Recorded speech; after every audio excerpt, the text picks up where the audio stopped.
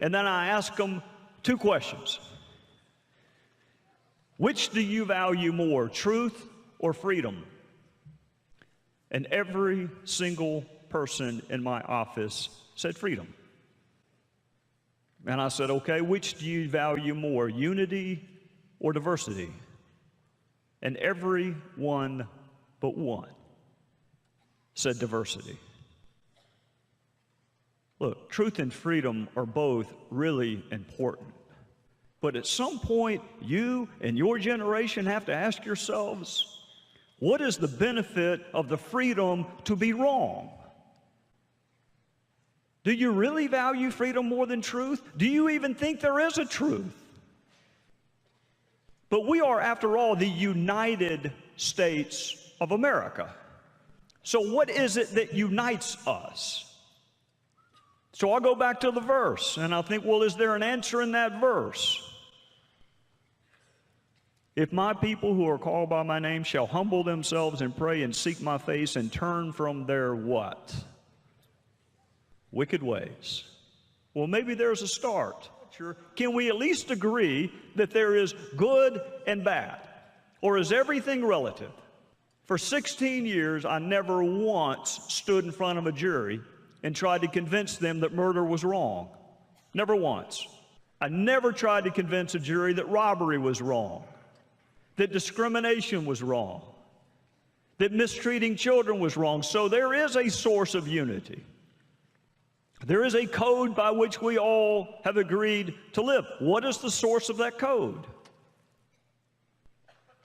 And if you are in that group that wants a better future than the present you are experiencing, if you don't like this disunity, if you don't like this sense of angst, if you don't like what seems to be forcing you to be detached and cynical about your country and your government, then you got to do something about it. You got to figure out what you believe, and more importantly, you got to figure out why you believe it.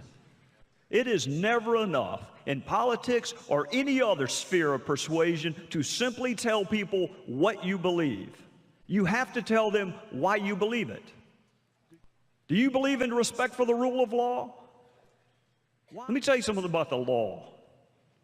It is the most unifying and equalizing force that we have in this country. It is the only thing that makes the richest person in this county drive the same speed limit as the poorest person. It is what makes the richest person in Virginia pay his or her taxes on precisely the same day as the poorest. So if you don't like the direction of our country, or you want a better future, what do you believe and why do you believe it? Secondarily, you can be the smartest person in the world, and if you can't communicate what you believe, you're not going to be very successful. So you do need a message, and that message better be why you believe what you believe, but you also need a very effective manner or method of communication. In other words, you need to learn how to persuade. How do you persuade in life? Facts, authenticity, sincerity, credibility. You want to persuade, change people's minds to come around to your way of thinking on whatever issue it is, and I don't care about your politics. They're none of my business. You can have whatever politics you want. But I will tell you what doesn't work: insulting people. Any of you been married for more than a week? Any of you aspire to be married at any point in life? Let me give you a piece of free advice after 25 years of marriage.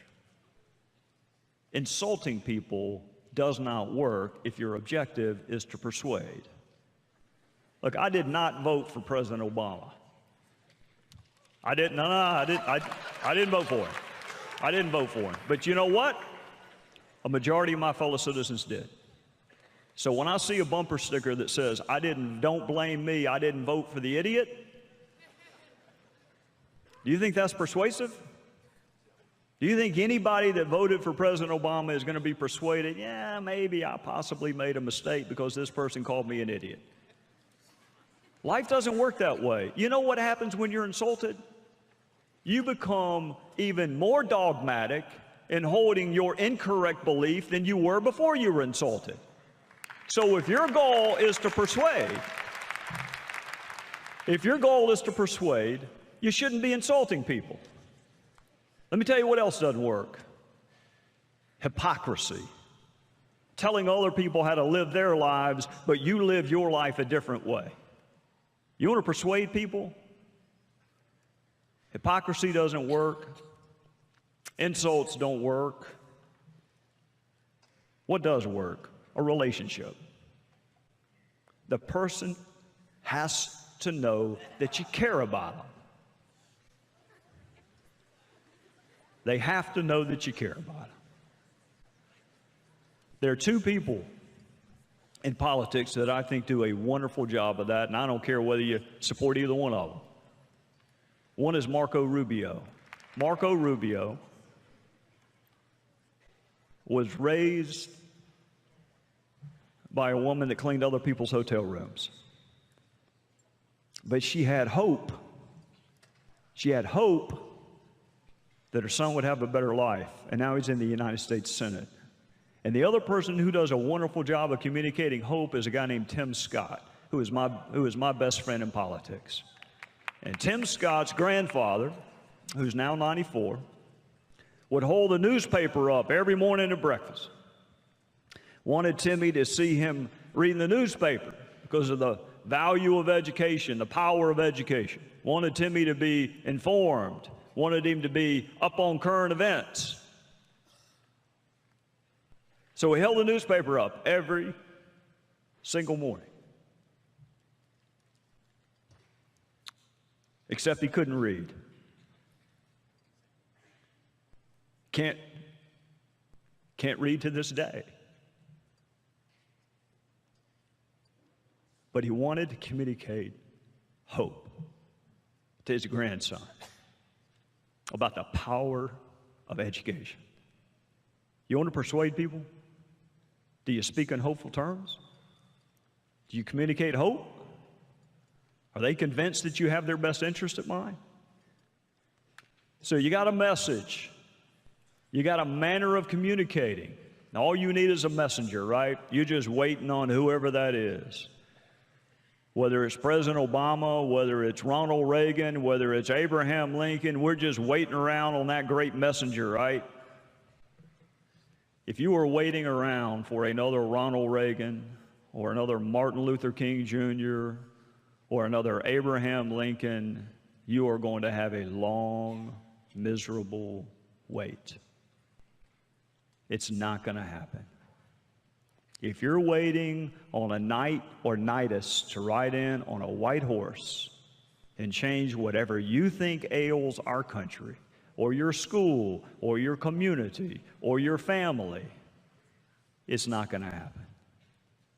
You know who the messenger is? It's you. I work in a town that is named for Washington. I fly into an airport named for Reagan. I pass monuments to Jefferson and Lincoln and King, and every street is named after somebody famous, and there are statues and portraits in every one of the office buildings. I don't even know. They're so famous, I don't even know them. You know what I think about when I fly into Reagan? I think about a guy you've never heard of. You've never heard of him. I was about your age. I was exactly your age, watching television with my father.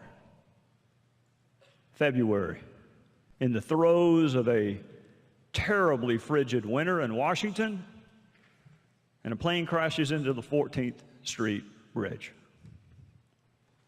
And all the passengers except a half dozen were killed on impact, and those half dozen were in the icy waters of the Potomac River. And I'm watching this on television with my dad. This is before 24-hour news, but it was captivating the country. So you got these people in the icy waters of the Potomac, and you got the whir of a helicopter coming.